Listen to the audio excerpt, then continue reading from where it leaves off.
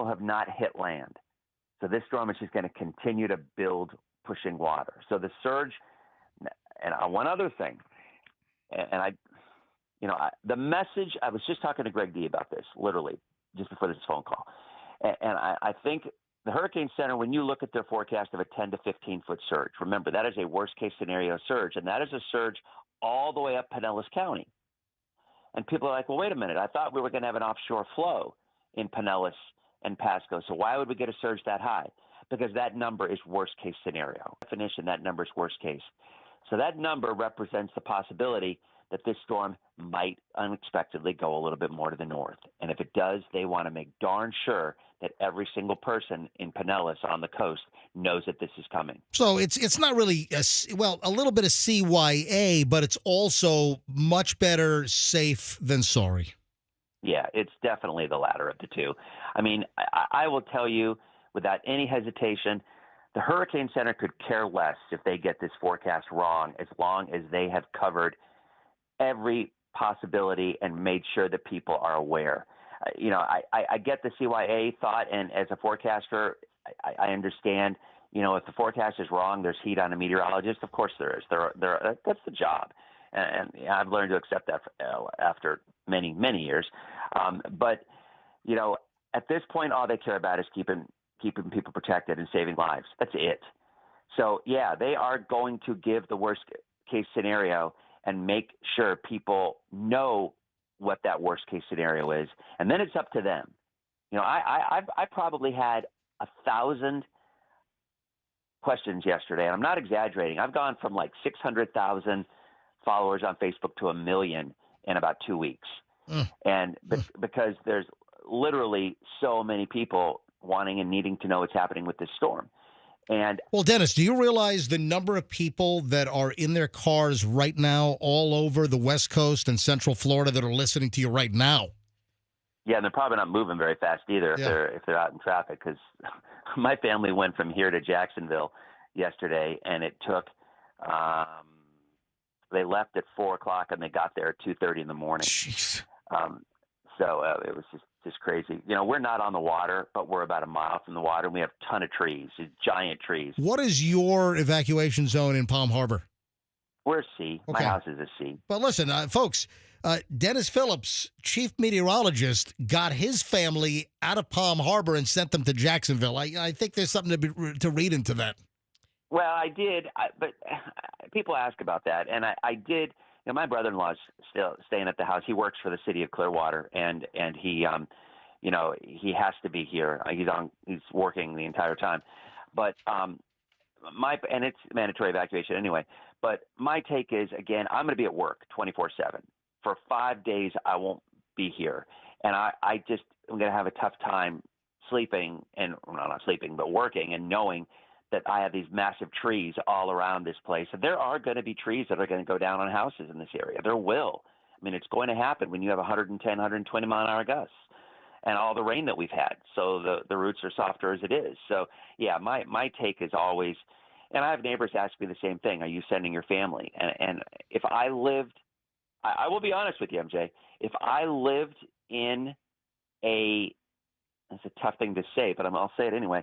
If I lived in a neighborhood that did not have a lot of trees, and I'm in northern Pinellas, and I'm far enough away where I'm not in a flood zone, I would probably let them stay, because I do think the extreme wind is going to end up south of where I am. I do think that extreme wind, something about, I'm not going to ignore all the models that are trending a little south, and I'm certainly not going to ignore our experience that tells us that very often, more often than not, you get those little wobbles at the end that have a tendency to go more to the east sooner than later. But as you said earlier, look, this is going to be one of the biggest, if not the biggest, hurricanes that we've had in this area in 100 years. You just have to take it seriously. And people, fixate on where's that little line going to be where it crosses. A hurricane is not a single point. It's a much larger thing. But in this particular case, that point does matter, because that's where the extreme wind and the heaviest surge will be. Couple quick things, Dennis. One, I just got notification that Hillsborough County schools closed through Friday. That's not a surprise. Those million followers, I feel like I'm your number one fan. Like you're an ex-boyfriend I'm stalking. Like literally, I'm logging onto Facebook every 5 minutes. Roxanne is stalking Phillips, you. Dennis Phillips, Yeah. Dennis Phillips. But I have a question from a listener, and they want to know, Pinellas Park, does that area see storm surge? Worst case scenario, it would. I'll tell you, I'm not going to say that this worst case scenario is going to happen, but I'm sure you guys have seen the models. I know MJ has. Yep. If this track, say, went into Newport Richey or, maybe even Hudson, but probably more central Pasco County, if that was the case, Pinellas County would become an island. I mean, it is that scary of a scenario for storm surge if that track was a little bit more to the north. If the track is south and the current track is south, it's close. I mean, we're talking about a 15 or 20 mile difference, and I've already said that's unpredictable. With these wobbles, it is unpredictable to say we're going to know within 15 miles of where this thing's going to be. We just have seen it over and over again. You can't ignore it. I don't care what the models and the forecast and our science says. You just can't ignore what we see with every hurricane, and they always wobble like that. But anyway, the answer to your question is, it depends. Pinellas Park with an onshore flow or an offshore flow rather would probably not see a significant surge based on the current track. But if that track were 10 miles more to the north, they would. Yeah, but all of central Pinellas County is in an evacuation zone. Exactly. Yep. And I do think I think C is marginal. I think A and B are absolutely, but marginal based on that track. But again, if this thing were to go just 20 miles more to the north, that's it. And that is I've already just said it's impossible to predict. It's an unpredictable thing. If it were to go 20 miles more to the north, then Pinellas County would just be inundated, and it would be it literally could become an island. It's a worst case scenario, and it's hard to fathom. But if you look at the storm surge maps, the literal inundation maps that the NHC puts out, you have Pinellas County an island if it comes in just to the north of Tarpon Springs. Dennis Phillips. So right now, that's not the forecast. Right now, that is not the forecast. Right. Dennis Phillips, ABC Action News. Dennis, you've been very generous with your time again. Listeners are so appreciative of your time, making the picture clear. So in conclusion, we're looking at an event that just gets progressively worse during the afternoon tomorrow into early evening, and then later tomorrow night is when we start feeling the effects through midnight into the early morning hours of Thursday morning. Yeah, I was about to give you a timeline. That's a good idea. So tropical storm force winds start along the coast later in the morning. So technically, you could even still get something done tomorrow morning, and you'd be okay. You don't want to get stuck out on the road in this. And if the traffic is still horrific, I mean, what about the people who have just, they're like, you know what, I'm not leaving. And then tomorrow morning, maybe I'm going to leave. That's one I don't suggest, because you would rather be at home unless you're on the coast and you saw what Helene did. And I can't imagine there's anyone out there who got nasty, horrific surge with Helene who has not left with this storm, other than ones who are having a tough time doing so. I mean, I got messages from people saying we can't leave because our car got destroyed. And on those folks, I know that there were PTSA, right? Isn't it the bus buses? system, yeah. Right. But they're closing down, I think, at 2 o'clock, I believe is when I heard it was. They're closing down at 2 o'clock today. But anyway, back to our point. Tropical storm force winds come in later tomorrow morning, early afternoon. And I'm going to say 40 to 55, all right? 55 to 70 gusts go between about 4 in the afternoon tomorrow, starting south to north, obviously, up until about 10 or 11 o'clock at night. All right? Then from around 10 or 11 o'clock at night until about 4 a.m. is when the hurricane force winds will come through. Gusts will be over 100 miles an hour. Sustained winds, hurricane force, will be probably about a 40-mile swath from wherever landfall occurs. And let's say it's northern Manatee County around Bradenton. Let's just say that. It could be 20, 30 miles either way. It absolutely could south. It could north. I would lean more toward the margin of error, more south than north. I will tell you that. If this track were to adjust, my gut is it would, if it were to adjust, and I'm not saying it's going to, or that's not the forecast, but if it will, historically those adjustments are to the south. But between 10 o'clock p.m. and 4 a.m. Thursday morning is when you're going to have the bulk of the sustained winds along the coast and moving inland. Of that 45-mile area, I would argue 35 miles of that is 75 to 80 mile an hour winds. They're on the low end of that scale. It's going to be a much smaller area. I'll say it again, 5 to 7, maybe as high as 10, where you're going to have the high winds of 100 to 120 miles an hour. That's going to go inland. It's going to go into Polk County. And Polk County gets these more often than not. We all know that. And I don't want to ignore our friends in Polk County because, we're talking a lot about surge, and we know how surge will be the most devastating, catastrophic in terms of damage from this. But with Irma, Polk County had the highest winds of this entire area. That's right. With Irma, there was an extreme wind warning with Irma, and it was around Bartow, and they had about 110 mile an hour winds gust for about an hour and a half. It was around midnight to 1, 2 a.m., and it always seems to hit at night, doesn't it? Yeah. So Polk County will have those winds between probably around 1 or 2 a.m. and maybe 7 a.m., and then it will move through Orlando, and then it will move offshore. And by Thursday morning, early to mid-morning, most of this will be over. All right, for the immediate, in conclusion, tropical storm along the coast late morning tomorrow. Then give me the midday again. Yeah, 40 to 55. Tropical storm starts at 40. Low-end tropical storm will be between around 10, 11 a.m., maybe 4 p.m. And then 4 to 5 p.m. is when you're going to get maybe 55 to 75 up until about 10 p.m. Yep. And then hurricane force winds, the sustained hurricane force winds and the stronger gusts will be between around 10 p.m. and around 4 a.m. from the coast, moving inland.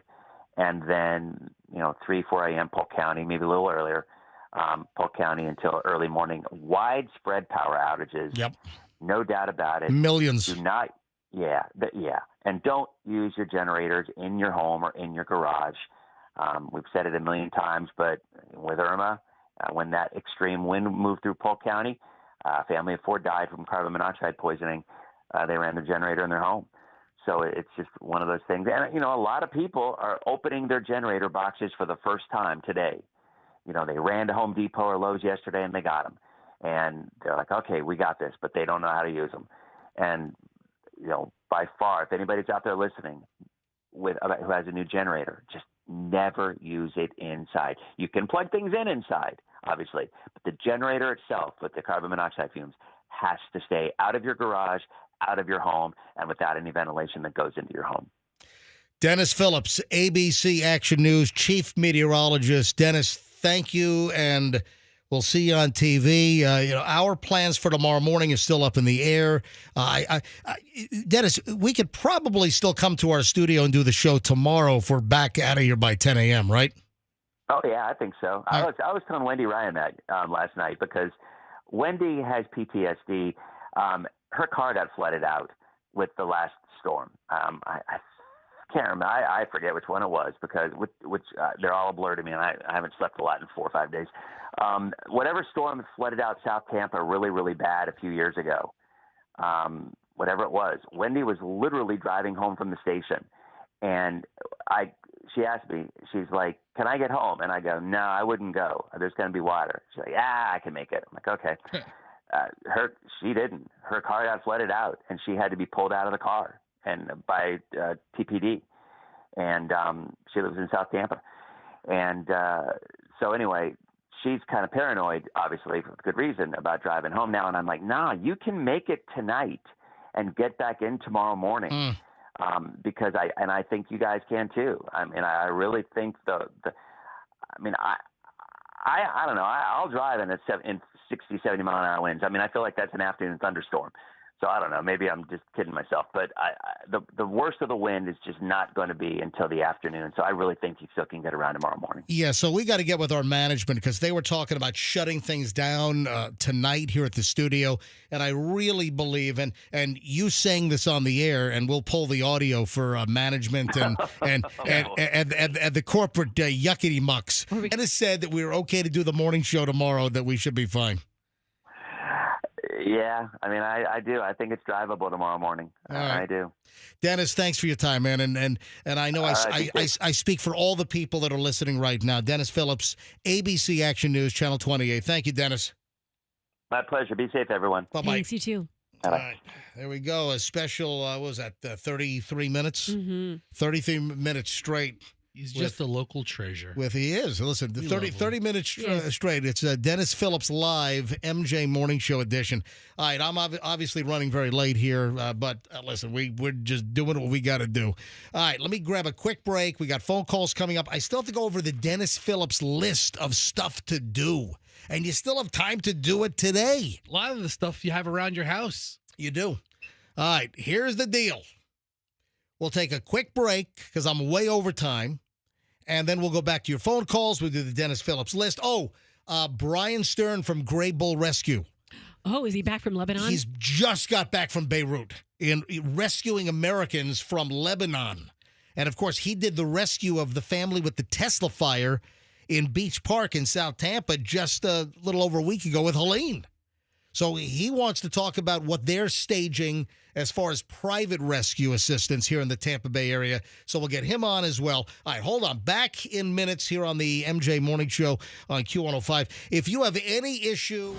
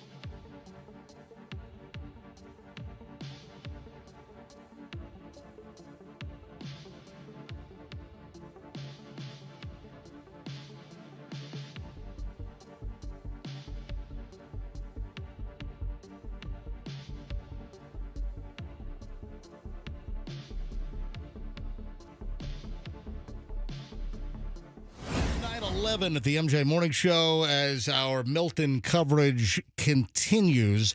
Yeah, a little bit of a debate, Roxanne, in corporate as to when they want to shut, for instance, our fellow broadcasters at iHeart. They got tossed out of their building in Feather Sound yesterday. Oh, yeah, I bet. They were thrown out already. Here, we haven't heard any mandatory evacuation, but they were talking about here shutting us down from local operations and just, like bringing up Channel 28 audio beginning at like 8 o'clock tonight. But I think we're fine to be able to do morning show and be able to, get back across the bridge. I think a lot of the evacuations will have occurred. So, the fact that, we know what the timing is, I think I'm going to push for us to be on the air here tomorrow morning.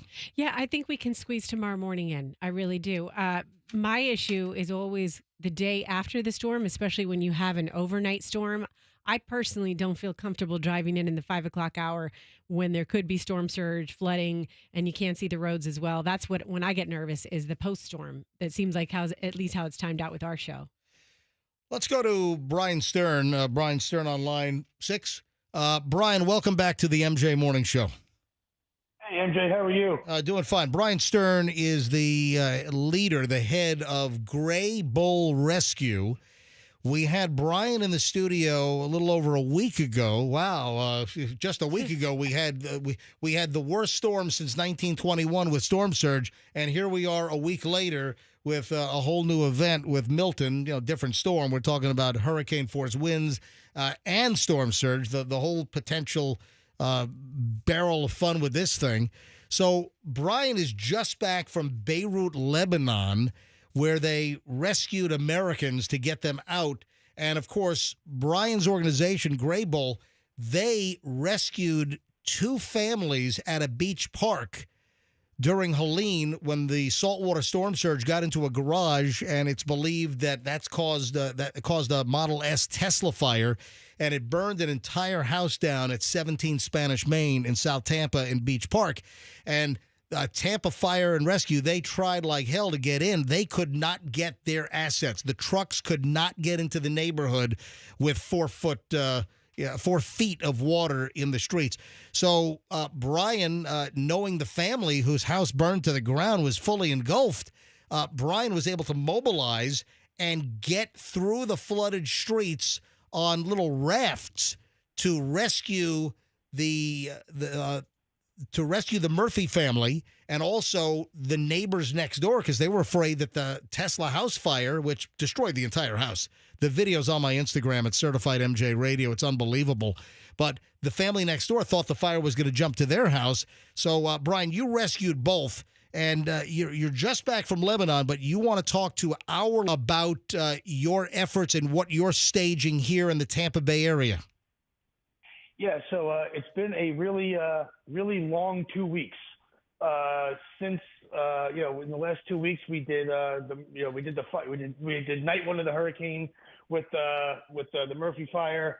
We then I then deployed to Beirut with a small team. I sent a whole bunch of my folks up north to North Carolina. So we've done stuff in Florida, South Carolina, North Carolina, Beirut, Lebanon, and we even had a thing going on in Israel. And now we're doing Milton. So it has been an incredibly busy couple of weeks. We are like everyone, we're stretched thin, but we're in it to win it. GraybullRescue.org is our website. We are entirely donor funded. We need your help. As far as Milton goes, my whole crew, minus my teams in North Carolina and minus my teams in Beirut, everyone else, all my SEALs, all my Green Berets, I got nurses, we got all kinds of people. We're all gearing up pretty heavy for Milton. I think it's going to be pretty nasty. It's definitely going to be nasty for some, maybe not nasty for all. But I think the big issue is everyone's still kind of recovering from Helene just 2 weeks ago, and we haven't. There are people who haven't even gotten their insurance claims in yet. So that's a problem. I think the water is going to be pretty bad, especially in Sarasota and down that way. I think Tampa, hopefully the Indian thing is true and we get spared a little bit, hopefully. About that, it didn't help them in 1921. Yeah, I like, just in case if the Indian burials dudes are listening, I had, I'll do a rain dance and a powwow or whatever to spare us a little bit. But we have a lot of boats. We have a number of boats. We have vehicles. We've got all kinds of stuff. But more importantly, we have a lot of experience. We've done this sort of thing all over the world. So weird places that are all screwed up where the government can't get to is what Gray Bull does. We're about to cross our 700th operation, which is insane. Wow, so let me stop you for a second. Now, with the Murphy family rescue, with the Tesla fire during Helene, just unbelievably, you are friends with the family and with Mike Murphy from Murphy Auto Group. You know them, so they were able to reach out to you in the middle of the night for help. So with the aftermath of Milton, just set me straight if I'm wrong, are you going to identify the areas with the most need and then deploy your teams to help? Yeah, the way we do it from an analysis perspective is, the government is here. We pay taxes, and the National Guard and the Florida Emergency Management guys are great. Our awesome sheriff, our sheriff guys in Tampa and Hillsborough, all these folks. But at the end of the day, they have finite resources. They can only do what they have with what they have. Where we like to focus is wherever they're stretched thin or where they can't get to or they haven't gotten to yet. When these things happen, speed is really important. And bottom line is just like the Murphy house, the fire department ultimately got there. It just took them. It took them some time. When the house is on fire and there's an 18-month-old baby, I don't want to wait. If the baby's there for 51 minutes, I don't want them to be there for 52 minutes. So we're able to operate real fast where the government isn't, and that's kind of our sweet spot. So while they're busy doing bigger things or smaller things or different areas, whatever the case may be, they can't be everywhere at all times. They just can't. And when these things happen, tens and tens of thousands of people need help all over the place. And there's only so many police cars. There's only so many SWAT team guys. There's only so many high water vehicles. There's only so many boats. So that's where we like to fit in, is where they're not. I don't like to really augment them. They're good. They're the best at what they do. They're funded for it. They're resourced for it, and they're all wanting to do a good job. So no need for my team to be in their way. We like to work where they're not present, because we're also very good at what we do. We don't have the budget and the toys that they have. Yeah. But Brian, speaking of toys, I was just at the Hillsborough County training facility, the Walter Heinrich facility, just last Friday, and Hillsborough County Sheriff's Office showed off their 2 SHERP USA high water rescue vehicles, and unbelievably, they had a third on order, and it just came in apparently this week or late last week. And so then they have 3 of these SHERPs. I don't know if you've seen these high water rescue vehicles, but they have. So Hillsborough County now has 3 of these vehicles. They're about $225,000 a piece, and I'm sure that they're going to go into use in Hillsborough or brought to places where they are needed to assist other agencies. All right, folks. I got to run, Brian, but folks, Gray Bull Rescue, privately funded. If you'd like to make a donation, I mean, they're doing rescues all over the place. North Carolina, here in Florida, they rescued Americans out of Beirut, Lebanon. You can help by making a donation. 501c3. You can make a donation. Just go to graybullrescue.org. Brian, thank you, buddy. Thanks, MJ. Stay safe. And I think you should stay on the radio tomorrow. So tell the bosses that you should be transmitting. Yeah, I think so. I think we're okay tomorrow morning. Thank you, buddy. See, now we had Brian's vote too, so we're good. Yeah. Listen, hearing from Dennis, that Dennis thinks that we're fine to stay in studio tomorrow. If it were a tropical storm, we would come in. Yeah. And that is not, it's not even tropical storm conditions tomorrow at this time. Yeah. After this time, then it starts. Yeah. So I think they're concerned about us getting back across the bridge and getting home. And I don't think that that's going to be an issue at that point, because I don't think that the Gandhi and the Howard Franklin and the Courtney, I don't think they're going to be closed at that point. All right, 9:21 at the MJ Morning Show. I tell you what, let me grab a break here. I had to move things around because we stayed on much longer with Dennis. Dennis said, "Hey, I got a couple of minutes." Next thing I know, Dennis is on the phone with us for 34 minutes. So, all right, quick break. When we get back, I want to go over the Dennis Phillips preparation list. And Fester went through this, and you're like, wow, there's a lot of stuff on there I would have never even thought about. Yeah. So the Dennis Phillips preparation list, ABC Action News chief meteorologist, we'll get to that next here on the MJ Morning Show on Q105. My friends at Zero...